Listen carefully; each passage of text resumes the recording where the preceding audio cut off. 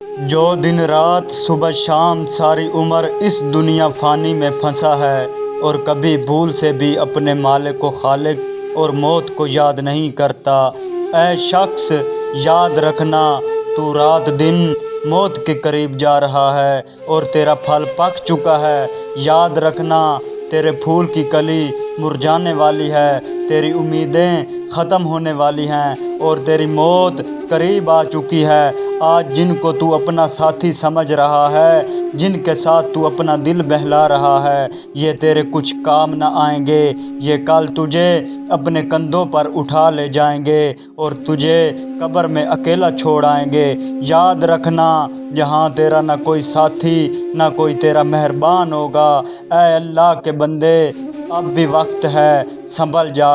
اللہ ہم سب کو قبر کے بھیانک عذاب سے بچا اور ہمیں اچھے اعمال کرنے کی توفیق عطا فرما۔